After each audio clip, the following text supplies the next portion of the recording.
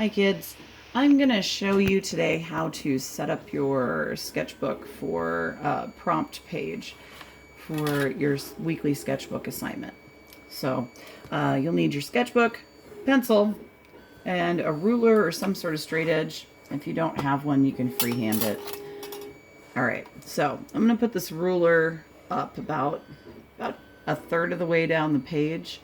You want to leave most of the bottom of your paper for your sketchbook drawing. But I'm going to just section this off at the top. Make a little spot here for a list. And we're going to make some spots here for thumbnail sketches. So I'm just dividing this up. You don't have to be very accurate about that or get it exactly right. I'm just going to make some little spaces here. I'm going to number these. 2, 3. Okay. So when you do your sketchbook prompts, I'm going to give you a prompt every week. And you're going to turn in your sketchbook assignment then at the end of that week. This is the date that it's due. We'll just put a random date in there because it's summer and this is when I'm videotaping this. And the prompt, this week, the prompt is half.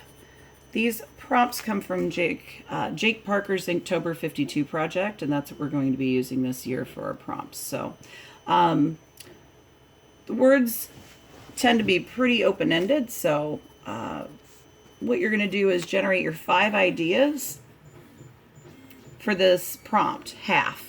So half of what? Could be half of a lemon or a lime or kiwi or some sort of fruit. It could be half of a family. It could be half of something kind of grotesque, like half of a foot. Something you don't normally see in a cross section. Could be half of an ambulance, cut right down the middle, or half of a house. Could be half of anything.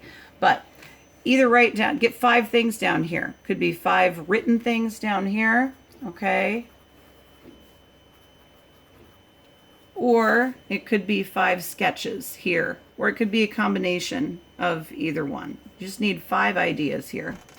And then once you've done that, I want you to look at them and decide what's going to be challenging to you, what's going to be interesting to you. You're going to spend 30 to 45 minutes on this sketch, so you want to make sure that it's something that's going to hold your attention, you're not going to get bored with. If you need a reference image, you can look one up. I did this already on a previous page. Started working on it, I didn't finish it yet. Let me find that. All right. So I started this on a previous page. Same thing. It was half. And I started researching this one. It was for cut open orange, and I wanted to do a reference image so I could get some really nice details in there.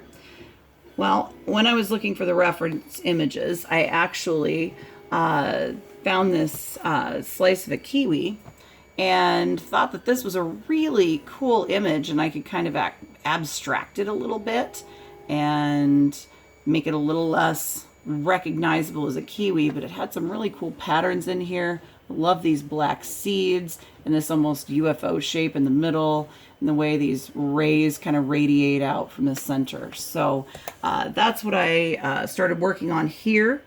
This is in ink. I just sketched out in pencil the basic shape and then the seeds, and then I started working with that and just adding on to it. This is not finished yet. I would expect a finished drawing when you submit it, but this will get you started. And so this is what I would expect you to do for your sketchbook pages. You're going to take a picture of this whole page when you are done, and then you are going to turn that picture in as an attachment on the classroom assignment. You can also post it on the Padlet as an optional thing, and then when we get together and our group meets then we can look at the Padlet and do critiques and show off our work to our classmates. So that's all I've got for you. If you have further questions on this, you can submit those questions on the sketchbook assignments on Classroom, and I'll be glad to answer them. Thanks.